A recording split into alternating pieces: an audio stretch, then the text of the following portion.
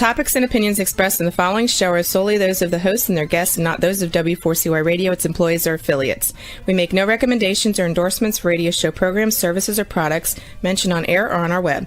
No liability, explicit or implied, shall be extended to W4CY Radio or its employees or affiliates. Any questions or comments should be directed to those show hosts. Thank you for choosing W4CY Radio.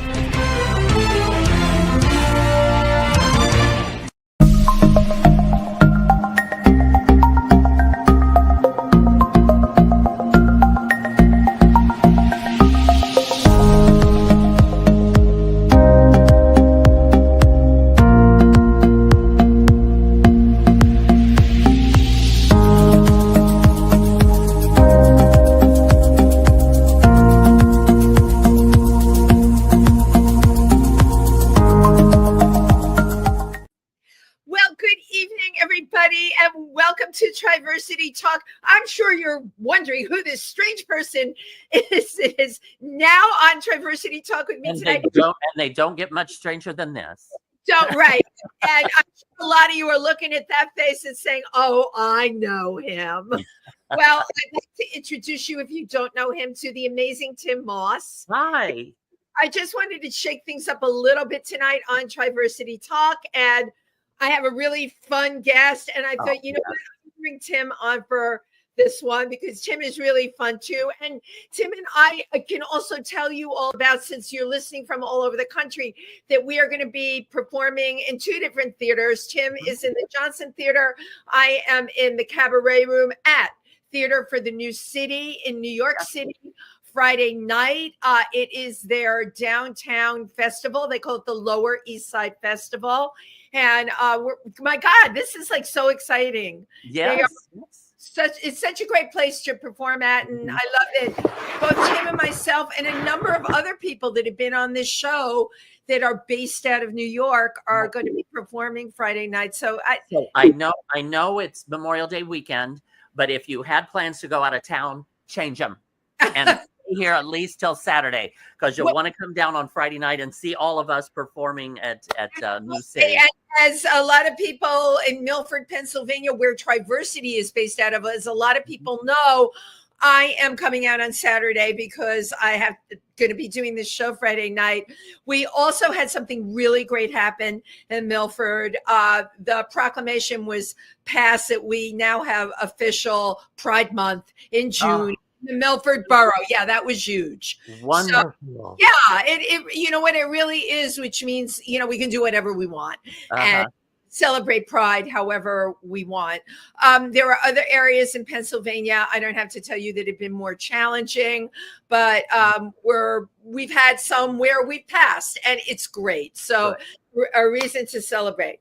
And another reason to celebrate tonight is our amazing guests that we have. I call this segment "The Neon Lights Are Bright on Broadway," because when I saw this person's picture, just like his energy and charisma jumped off of the page. He's an Obie Award winner for his performance in the Pulitzer Prize and Tony Award-winning musical A Strange Loop by Michael Jackson, which everybody knows. That was, oh God, what it is. Tim, did you get to see it?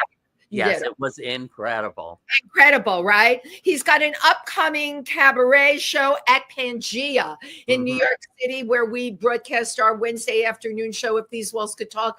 Plus, Pangea hosts so many incredible performers, as they have done for decades. So our guest is going to be there June 1st and June 2nd. And he has a Juneteenth performance in Provincetown at the Wild. And believe me, working some more. Put your hands together for the one and the only James Jackson Jr. Hi. Hello. How are you? I'm good. I'm very good. Good. So exciting to have you here tonight. I'm just happy to be here. I've been sitting on a computer all day doing work related things. So this is now I get to sit on a computer but have sitting fun. on a computer. Yeah. Sit on a computer with Wendy and Tim and have the experience of a lifetime. No, I'm yes. No, it was the morning was all about work. So now this is fun. Right. And now It's about play. By the way, I have to call this out to you. You have one of the best headshots I've seen. Oh my! In history. Thank you. I mean, just on that headshot alone. Oh. Casting for anything, because it just pulls your whole entire personality out. Thank you. You know, who did the headshot? It's Roberto Araujo, who is an amazing photographer, who I just adore. There are only like two people who have ever taken my photos. Roberto and L. Morgan Lee have taken the best photos of me ever, and I continue to use them because I love them. But the headshot I think that you have, Roberto Araujo took, and I absolutely love it. I remember my agent was like, "We need something with like the beard a little bit," because everyone stopped shaving in the pandemic, and I was like, "No, I can't do that." And I went to Roberto saying like, "I don't want to take a photo with a beard and glasses," and he's like, "But that's who you are," and he made me look wonderful. It's just such a great shot. Well, welcome to the show. Thank you. Very excited about your upcoming show at Pangea, June 1st and June 2nd, because you are kicking off Pride. Yeah, I'm really excited and I guess maybe a little nervous because I haven't done this in about a year. Yeah, but I'm excited. I've never sung at Pangea, so I'm nervous for that. You're always a little nervous about who's going to come. Will anybody show up? Are you terrible? Will you remember the words? All of the things. Exactly. The word thing I totally get, but it always amazes me, James, when I talk to someone of like you who's done Broadway, who's got this resume that's as long as the couch I'm sitting on, and you tell me that you're nervous. Oh my God, yes. Wow. It's interesting. The character I played in A Strange Loop was called Self-Loathing, and I feel like we all have that. We all have this thing of like, oh, is this going to work? Can I do this? If I do this, will anybody come? Am I any good? I think no matter where you are in life, it's something we all kind of grapple. Absolutely. Right. Those insecurities just come flying out. Yeah. And especially being in a new surrounding or in a new place. You can be in your own bedroom. But Pangea is such a nice, small, intimate room. You're going to have a wonderful time there. I went there last year for the first time at the end of Pride Month, and I saw Flotilla DeBarge. Flotilla, Flotilla's show, and I was like, this is the most like intimate, adorable, cozy room. Right. And I loved Flotilla's show. Flotilla's the reason that I kind of got off my ass and booked a date or two. So good. I have to give a big shout out to her for making just go do the thing. Flotilla, I've been shouting out to Flotilla so much in the last, it's up to 2 years. Flotilla, I've had everyone on our show, If These Walls Could Talk. When are we getting you? And Flotilla just looks at me with this, the look. I know the look. I'll make it happen. I'll make it happen for you. Or James at all. But what Tim was telling you about performing at Pangea, it's not only the support that they give to performers, but everybody, every people that you've heard of and people that are way up that are so amazing. They've graced that stage. That room is a charmed room. And probably what I'm going to say next. It is filled with the spirits of many people that we know that are no longer with us. There's history there. I'm sure you remember Sweetie. Right. Sweetie is still in that room along with a host of others. And now, my husband is in that room too. He left March 19th. His artwork is all on the wall. Yep. Oh. Please pay homage to him June 1st and June 2nd. Say, Alan, please. I will. I love that. Yeah, it is. It's so incredible. So, and I always joke with Stephen and Arnaldo, the owners, but certainly Stephen, that the room is definitely charged. I mean, we feel it there with the computers because we do a Wednesday afternoon show. There's no one there then.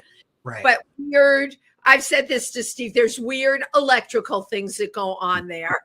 It's like since I was in this sort of like I'm very blue and depressed. I don't want to do this state that Flotilla got me out of and got me to book this. And since I have booked it, somehow Pangea comes up in the sphere around me.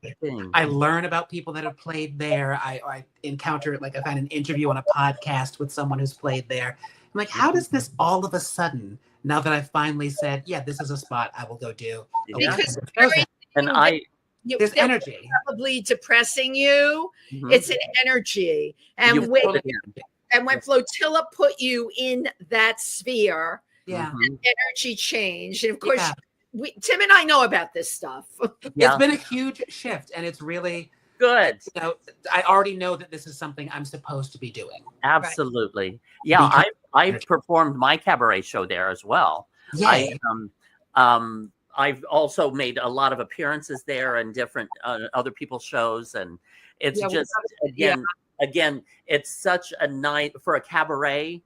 Yeah. It's so nice and intimate, and just you're right there. You're right in the midst of people, and that's my thing. A wonderful setup. I want to hear the audience breathing. I want to hear, you want to be able to connect. But so we just made this big leap, right? You were on Broadway. You were in A Strange Loop. Yes. You shared with us, you were feeling depressed, right? Yeah. So we're in a different energy sphere. You're going to do your show at Pangea, and you're going to be performing up at Provincetown for Juneteenth, which I think is great. What happened from the time of The Strange Loop that put you in mindset? I think, I worked on A Strange Loop for 13 years. Wow. With, Michael, the writer, a dear friend of mine. And all of us, we were all there for a very long time. Okay, that's huge. So that's huge. And so it's a project that we were also told for so long wouldn't happen. It shouldn't happen. Mm-hmm. It was too everything. It's too Black. It's too gay. It's too out there. It's making fun of the church or something like that. So there was a lot of no met with every step of that show, but it was also such a really important part of our own history. Right. So we kept coming back to work on it. So getting to take that from a few notes in Michael's apartment through 13 years all the way to Pulitzer and Tony Awards and performing at the Tonys was very surreal. Right. It's I cannot believe I still have to kind of did that really just happen? It really happened. And then it's not that you get everything you dream of, but you do start to wonder what else is that all there is. Right. Broadway is a dream of a lot of ours, but is it as neat a dream as we think? It's right. It is. I love that my iPad is doing all of these things. I talk with my hands. How do I make my background do that? I love that. I talk with my hands, and I probably should not have an iPad because now it just does all the things. But I start to wonder, after our time there, was Broadway everything we thought it would be as a child or as a young performer coming to New York? And you start to wonder, what else is there for you to do? What is real? Who are the real friendships?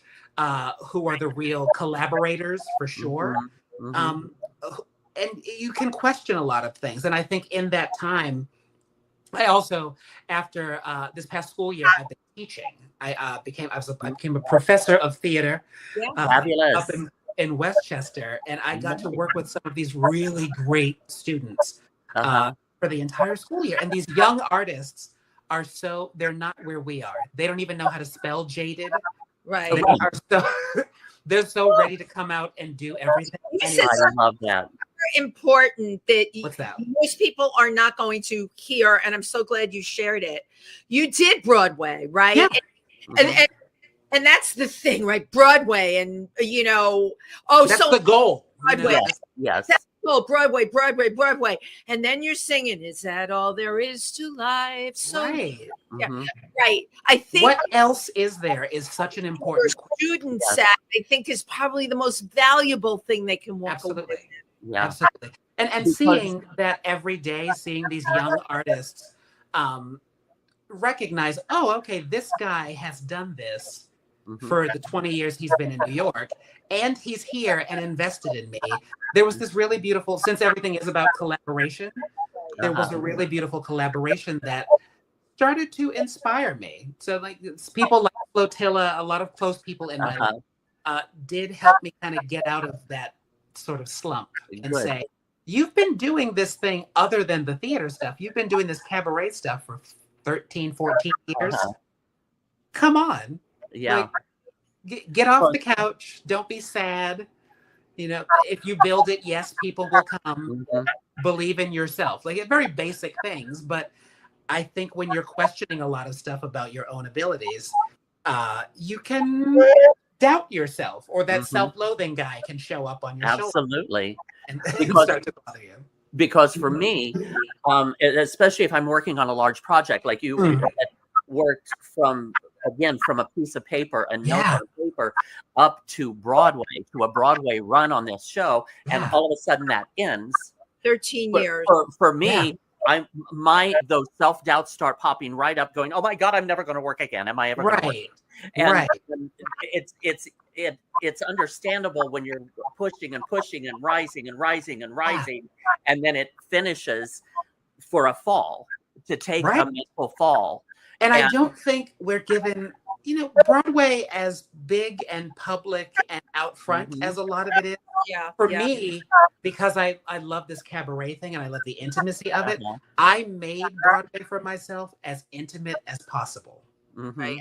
I was so invested in not just the story we were telling, but how it was received by people. So, meeting people after the show, meeting people after the theater, and that still happens. I met someone. I got recognized in Target in Jersey City recently. Doesn't get any better than that, except for Walmart. Right. Like, and it happens to all of us. We were a small cast, but we get recognized places where people want to talk about this thing that you did that's not typically on Broadway, meant so much to me, and I saw myself in it, and that's so important. It's so important. So when I'm feeling down, I have to remember that someone is watching. And it's okay. It's okay to let them know also you're having a down moment. You're feeling absolutely. But we're so trained like Pavlov's dogs. When I came into this business, the cheerful, happy, the thing that Tim and I pride ourselves on when we work together and we interview people. We want the truth. We, Rose wants to do a special show on depression, right? He's a big performer, but we talked about, because these are real things, and I love what you're giving us right now, and what you're sharing, because they're the human things. It's human. We're all that's underneath it all. I would meet these people after the show who just saw the thing that we did. And you've had this happen before. Someone meets you, the stage door or at somewhere after the show, and they look at you like you are a superhero. Like, oh my God, I can't believe what you did. And I had to make it intimate. I had to say, like, okay, first of all, I'm so not a superhero. I'm just a human being. My shoe is probably untied. Something's on inside out. I probably smell, but I'm just a real showing in the back of my shirt. But again, a lot of times people do revere and feel that entertainers are not human. They don't realize that we make people feel good, but that we also have good days, bad days, up times, down times, and but it's so expected of us to always be up and in the limelight. And oh my God. And you can do that, but I think, we also all have been through the last 4 or 5 years. Thank you. We've all been through I'm so sick of the word unprecedented, but we've been through this unprecedented thing. We all at some point were wiping off groceries. And talking to our friends on Zoom. Lysol, okay? That's not something we've ever been through. So I think to go back into these spaces, into dark rooms, and try to share truths and songs and stories, we have to acknowledge our similarities. Absolutely. We've spent a lot of time talking about differences, but we have to acknowledge our similarities, and we've all collectively been through absolutely. Now, all of this that we have been talking about and the mental ups and downs that we experience, can you take a couple minutes and explain A Strange Loop? Because that's all in there. It's all, that's it what is. It is. Loop is like, about. that's the thing I have to remember. I always have to remind myself, like, just go back and read the script. Yeah. So A Strange Loop is a musical written by my dear friend Michael R. Jackson. It is, I have to remember, like, the press talking about it. It is a story about a Black queer musical theater writer who works as an usher at the Lion King, who's writing a musical about a Black queer musical theater writer who works as an usher at the Lion King, and so on and so on. That's the loop. That is the loop. And it is the story of this one character whose name is Usher and the 6 thoughts that are in his head. One of them being his self-loathing. And we play everyone in his life. Each one of the characters plays every single person in his voice life. In the head. Yep. Sometimes it's a good, strong voice. Sometimes it's a weak voice. Sometimes it's self-loathing. Wow. And sometimes it's. I always tell this story of part of why I would go outside to meet people afterward is because I wanted to assure people I'm not a bitch. I swear. Yeah. I swear I'm a nice person. I just play a bitch on stage. That's a t-shirt. I'm not really a bitch. I just play one on stage. Yeah. I'm sorry. I just put you through that for 2 hours. No, I think that's a common story. And, I had friends or people in my life, theater people who would say, oh, that show's not for me. Congratulations on all the good stuff. It's not for that. They referred to it as the Black show or the gay show. And people would then go see it and they were like, whoa, that's my family, or I know those people. Yeah. The quickest story I always had, we worked on it for so long that we didn't know how people would receive it. So we did the show at Playwrights Horizons off Broadway in 2019, I believe. And the first night of performances, the very first preview, what I love about Playwrights Horizons, there's no stage door. So you have to walk out through the audience. Yeah, right. So I grabbed my friend John Andrew Morrison, who played Thought 4 in the show. He was in the dressing room with me, and I said, I'm not walking out by myself. We just need to get to the subway and we can go home. Because what if they hated us? I know they got up and applauded, but everybody gets up and applauds. What if they hated us? So we linked arms in the dressing room and we walked into the lobby, just our heads down, thinking we could get out to the sidewalk. And we got stopped by 2 older women. They were sisters. They were 2 older Jewish white women, aged 83 and 78. Oh, and they told us their ages. They stopped both of us. They told us their ages. And they said, that was our family. And we said immediately, we were like, no, girl, I don't think that was not about you. And then we continued listening. They said, no, our mother treated our brother like that. And that was our experience in dealing with the Jewish faith and our brother who was gay. And that was our brother's story. That was our family. And that was the light bulb moment for us of, this is just a universal story about anybody's feelings around their own potential erasure in their family or in society or their career goals.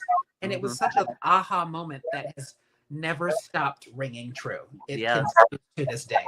Now, I just want to say, you had mentioned her earlier, but L. Morgan Lee. Yes. I did a stage show or a stage reading with her. I absolutely love her. Yeah. That voice. So Elle Morgan played Thought 1 in the show. So all of our thoughts were numbered. So Thought 1 was Usher's sexual ambivalence, and Thought 2, me, was his daily self-loathing. So Elle Morgan was Thought 1. So for years, we were singing these top 2 parts together, and I have always said, I will spend the rest of my life happily singing third below Elle Morgan, because it's singing in my soul. It's a lovely experience. Did you come to meet Michael? How did that happen? To spend 30 right before I left Boston, I'm from Boston originally. I was working on a production of the Wild Party, the LaCusa version, and it was the regional theater premiere. And there was a woman named Rachel Peters who was in that production, and she was in grad school in Boston. And she said, when you get to New York, you should look me up. I would love my friend Michael R. Jackson. And I said, all right. So I got to New York and I didn't know anybody. And I said, Rachel, I'm here. Be my friend. And she said, slow down, pump the brakes. I'll see you. You'll end up meeting Michael. She said, but also be on the lookout because you will get a call someday. So what would happen, Michael's music to a lot of folks it was too out there, or people would say, I can't sing this because I don't want to offend someone, something like that. Wow. So people would drop out of Michael's concerts all the time. So one day I got a call. Someone dropped out of a thing at Joe's Pub, like, tomorrow, can you learn this music and come do the show tomorrow? And I did the thing you're supposed to do. Yes. I said, email me the music, I'll learn it. I did that. I showed up at rehearsal, and Michael has talked about this in the years since. I showed up at rehearsal ready. Wow. It's like I didn't have to plunk out notes for James. I didn't have to really spoon feed it to him. So we rehearsed. Wow, that's impressive. 10 or 15 minutes. But then we spent the rest of the day bonding over Tori Amos and All My Children and Guiding Light. Like our amazing story. Yeah. So we immediately found kindred spirits in each other. We were and you started working on a strange loop with him. Well, it didn't have a name then. That's the thing. It was the series of songs. Michael had songs and songs and songs. He's a songwriter. So there were a couple songs that could potentially be put into a thing that slowly became this project that became. So it was built. He had the songs as the core, but the show actually got built around those songs. It got built around the songs. Mainly, the show got built around voicemail messages from his mother. Oh, wow.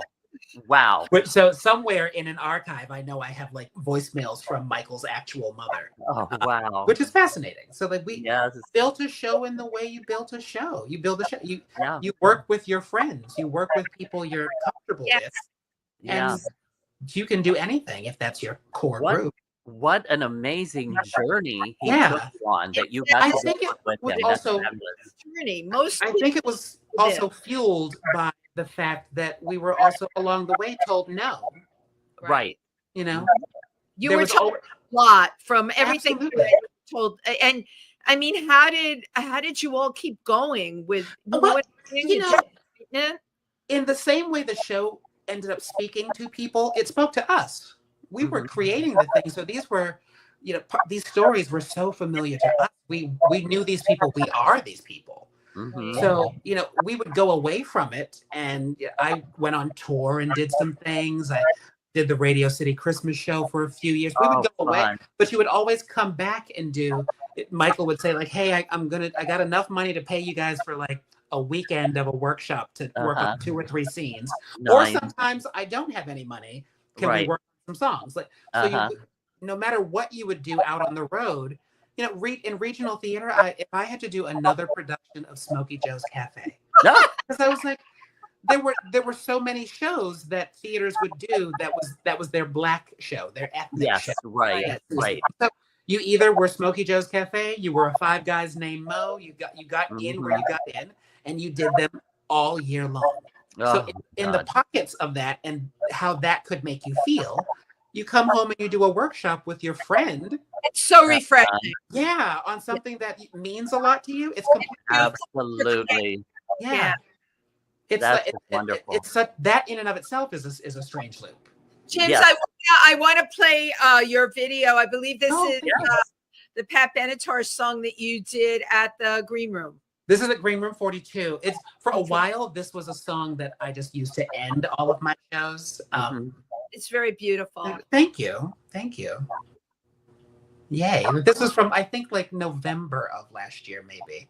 All right. I think. I don't know. Enjoy James Jackson. Thanks. All right. Where is the video? It's loading. It's loading. I'm getting a message here. Just a second. We will have it up in a second. So we might get cut off real quick to go to the video, but the fact that we can do this with technology at all. I agree with you. I agree. I think that's amazing. You know what? Just be in 3 different places. Yeah. When the pandemic hit and I lost every job, I had to come up with this, and that's when and believe me, I'm not oriented. It saved your life, didn't it? It totally saved your changed life. my life. And look at the people I get to meet. Yeah. It's we started, my friend John Andrew. He's Okay. great. Okay. We're ready. I'll tell you Please after. Enjoy James Jackson Jr. Yes. Thank you. Many times I tried to tell you. Many times I cried alone. I'm always surprised how well you cut my feelings to the bone. Don't wanna leave you, really. I've invested too much time to give you up that easy. To the doubts that complicate your mind. We belong to the light. We belong to the thunder. We belong to the sound of the words we've both fallen under. Whatever we deny or embrace, for worse, for better, yeah, we belong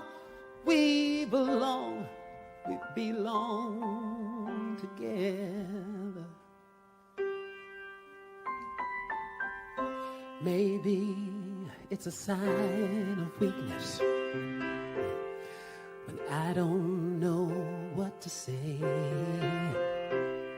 Maybe I wouldn't know what to do with my strength anyway. Do we become a habit? Do we distort the facts? Now there's no looking forward, and there's no turning back.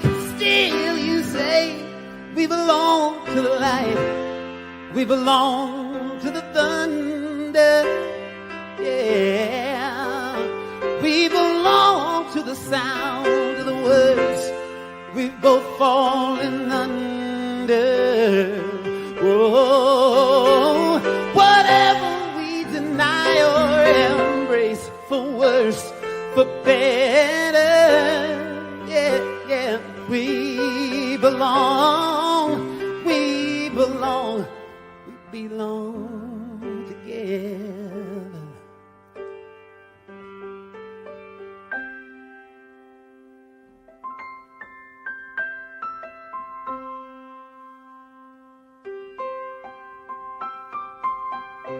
Close your eyes and try to sleep now. Close your eyes. Try to dream. Clear your mind and do your best to try and wash the palate clean. If we begin to notice how much we really care, I hear your voice inside me. I see your face everywhere. Still you say we belong to the light, we belong to the thunder, yeah. We belong to the sound of the words we've both fallen under. Oh, whatever we deny or embrace, for worse, for better, yeah, we belong together. Oh, we belong to the light, we belong to the thunder, yeah. We belong to the sound of the words we've both fallen under. Oh, whatever we deny for worse, for better. We belong, we belong, we belong together.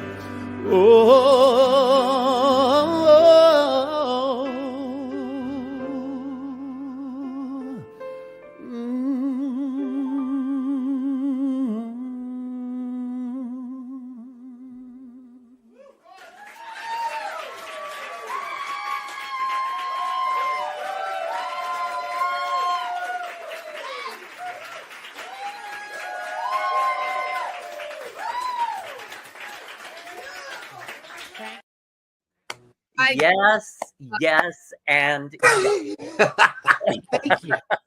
Really, that everything about your voice, the styling. I just normally most of the videos I play on this show are 3 minutes.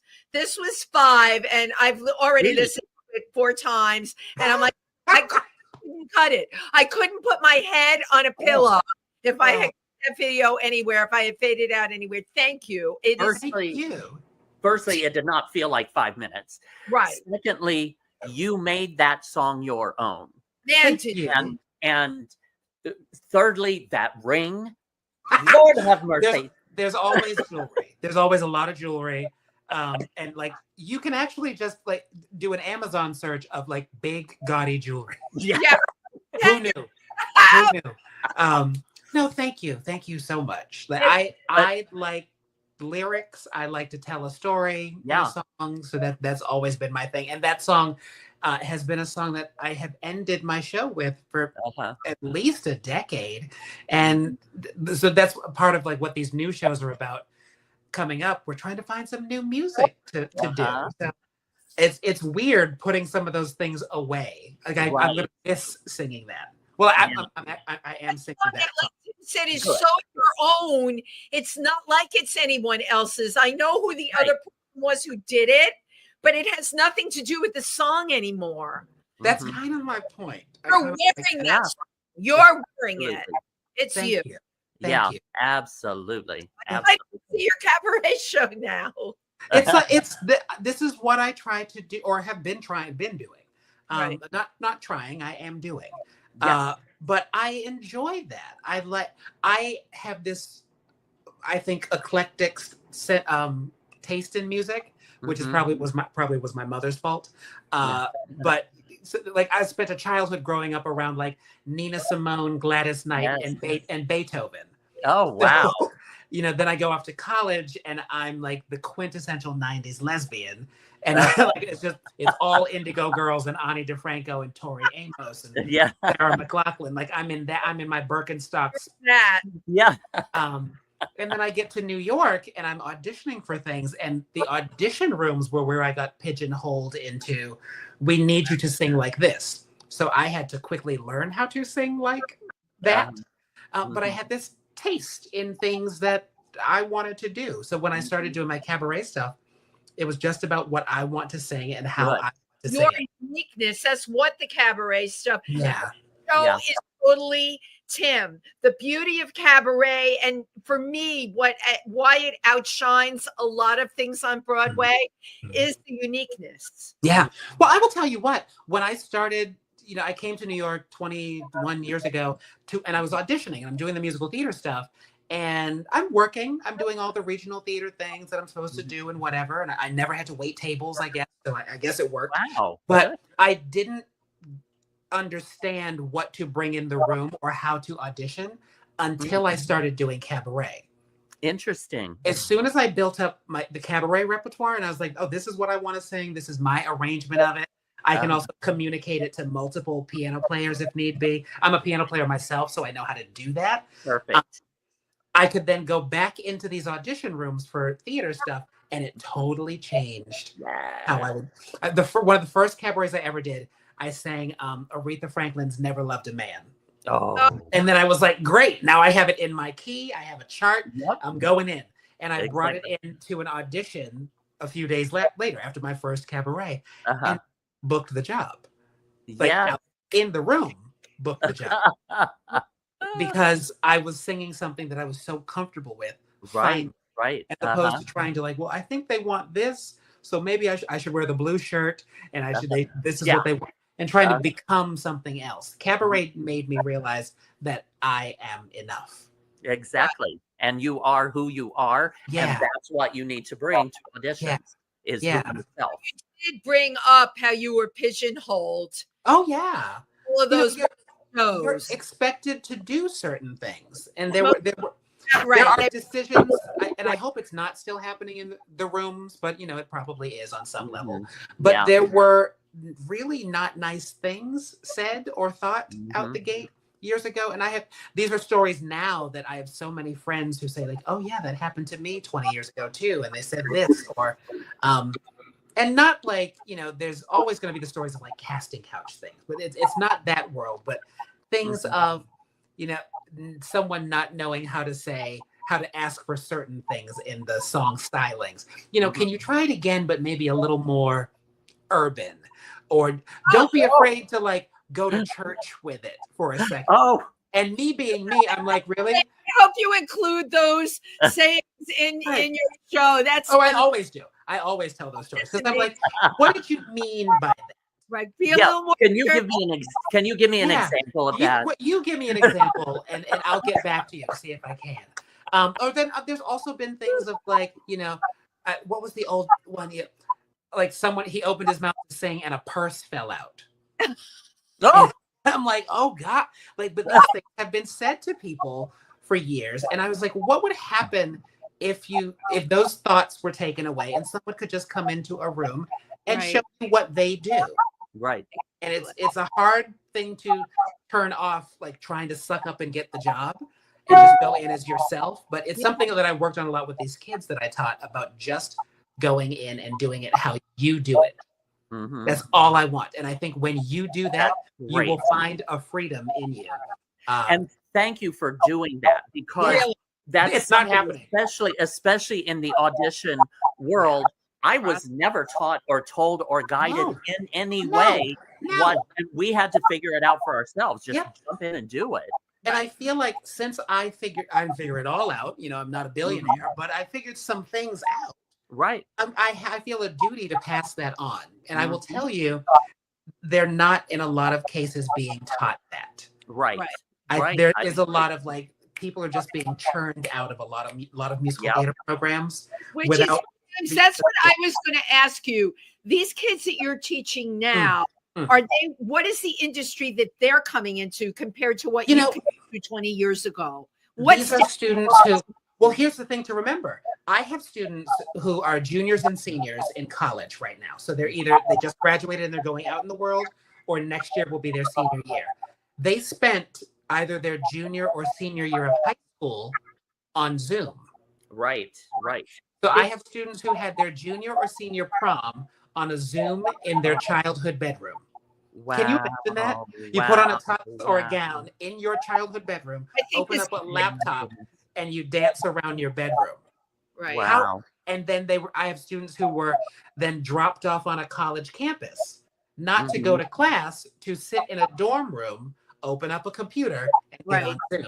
Wow. So we're theater people. We're artists. We want to talk to and deal with everybody. And that element was taken away from them. Wow. So there's such wonderful collaborative young artists to be, but I can tell that there's a hiccup. There's a step missing. Yeah. It's all in the interpersonal stuff. So that's what I like to work on this past year, and probably will continue with going forward. Good. Because younger folks have been through a lot. Thank you for what you're saying, because it's a big game changer. Yeah. And you're aware of it. You're teaching. I saw it from day one of like, you don't know how to talk to each other. And it's not through any fault of their own. It's the circumstances of the world we've been in. Absolutely. It was almost like they were denied a certain step in development. So I've really been focused on that. And good. Some of them I think are coming to see some of the Pangea shows. Some of them are coming up to Provincetown to see me. So I'm hoping that they get to see. I know they've like Googled some things and found clips of me doing whatever. but I want them to see the whole package of Absolutely. here's just your professor being your professor. Right. I hope you enjoyed. Now, another part of the what you were just talking about, and one thing that Wendy and I absolutely cannot stand are video auditions. I know. Oh I my know. God. Here's the Because thing. I'm one, I walk into the audition room again myself, and I ask the director, how are you looking? All the things. Right. And he tells me, be angry. I'll give you what you asked for. We're very charming in the room. Right. Yes. So but on a video audition, we don't get any guidance. I miss the room too. I do too. But we also have this damn technology. Mm-hmm. So I don't know what to do with it. In some instances, I'm so glad that I can videotape the one line you want me to say, and send it off to you. So insane, yes. Right. So like, he went that way. Like I'm so glad I didn't have to get dressed up, put pants on, and come into town for that. Take the subway. Yeah. How can you do sense of urgency? I don't know if we'll ever go back. I don't know if there will ever be a hybrid version of that because we have this technology. I don't want to believe that. I want to believe that it will be hybrid. There's wonderful things internationally that can happen for all right. But we need, all of us need to be back in the room again. In a room. Yeah. There is something. It's one of the things I love about cabaret is hearing a room collectively breathe to just.